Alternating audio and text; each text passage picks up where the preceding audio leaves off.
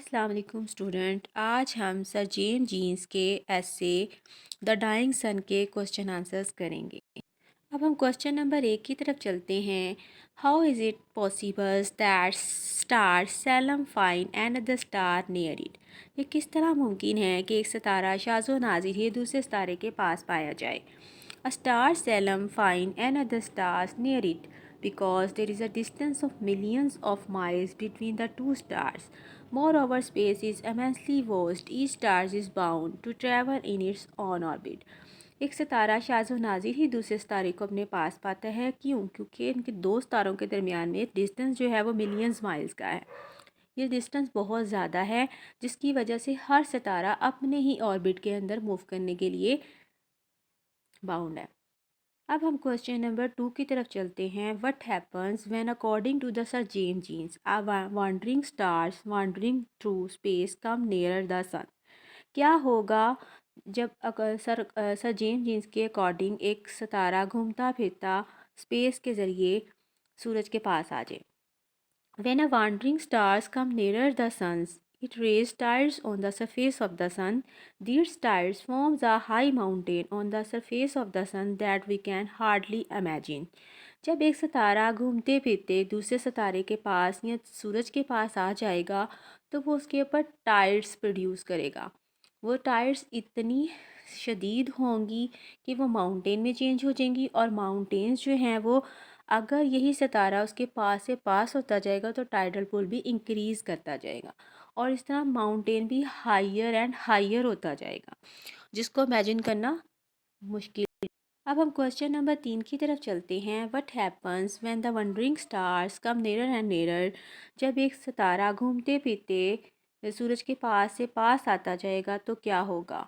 When wandering stars come nearer and nearer, the sun and the mountain on the surface of the sun rose higher and higher, was finally torn into the pieces. जब से एक सितारा गर्दिश करते हुए या घूमते फिरते सूरज के पास आता जाएगा तो उसके ऊपर टाइडल पुल इंक्रीज़ करेगा, जिससे माउंटेन हाइयर और हाइयर होता जाएगा, और फाइनली जो है ये माउंटेन छोटे पीसीज में टूट जाएगा और प्लैनेट्स में चेंज हो जाएगा।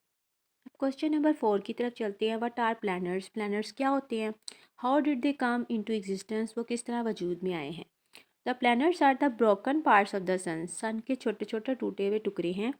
दे come into existence due to the tidal pull cause by some stars on the surface of the suns. जैसे कि हमने पिछले क्वेश्चन में पढ़ा है कि जब एक सितारा घूमते फिरते सूरज के पास आया, उसने टाइडल पुल जो है वो पैदा किया, और ये जो टाइडल पुल है इसने माउंटेन बना दिया, और माउंटेन छोटे छोटे पीसीज में डिवाइड हुआ। ये जो छोटे छोटे पीसीज थे बाद में वो प्लैनेट्स बन गए, और ये सूरज के गिर्द घूमना शुरू हो गए। इस तरह से जो है वह सितारे के टाइडल पुल की वजह से ये प्लैनेट्स जो है वजूद में आए हैं। अब क्वेश्चन नंबर 5 की तरफ चलते हैं। Why is there no life on the star. Star पे ज़िंदगी क्यों नहीं है। There is no life on the stars. Star पे ज़िंदगी इसलिए नहीं है because the stars are balls of fires. क्योंकि सितारे आग के गोले हैं। They have intense heat. उनके अंदर शदीद किस्म की हरारत है। Therefore the stars are too hot for life to exist on them. इस वजह से सितारे इतने गर्म है कि वहाँ पर ज़िंदगी नहीं पाई जा सकती। अब क्वेश्चन नंबर 6 की तरफ चलते हैं। Right a note on the beginning of life on the earth. ज़मीन पर ज़िंदगी की शुरुआत पर एक हमने नोट लिखना है।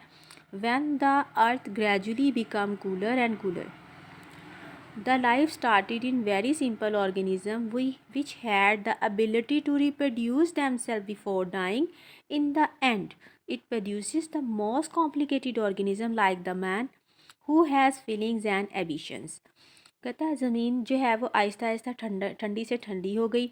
Life started in very simple organism, और ये सिंपल से जानदार से स्टार्ट हुई, और जिस ऐसे जानदार थे जो कि मरने से पहले जो है रिप्रोड्यूस करने की सलाहियत रखते थे और अपने जैसे जानदार पैदा कर देते थे।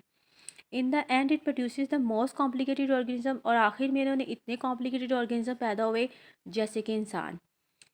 Who has feelings and ambition, जिसके अंदर फीलिंग्स भी, एहसासात भी थे और जज्बात भी थे। अब क्वेश्चन नंबर 7 की तरफ चलते हैं। Why is universe so frightening. वो कहता है कि जो कायनात है वो इतनी खौफनाक क्यों है।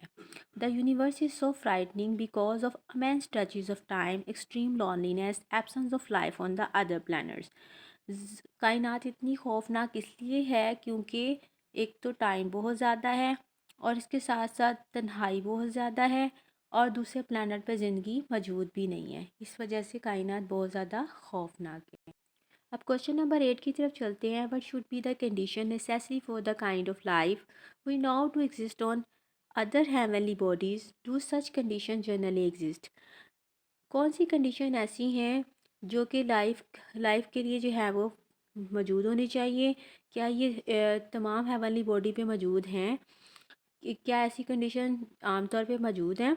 Life can exist only in some suitable physical conditions. Life सिर्फ चंद एक सूटेबल कंडीशंस पर ही पाई जाती है। जैसे कि उसके लिए क्या क्या चीज़ें रिक्वायर हैं?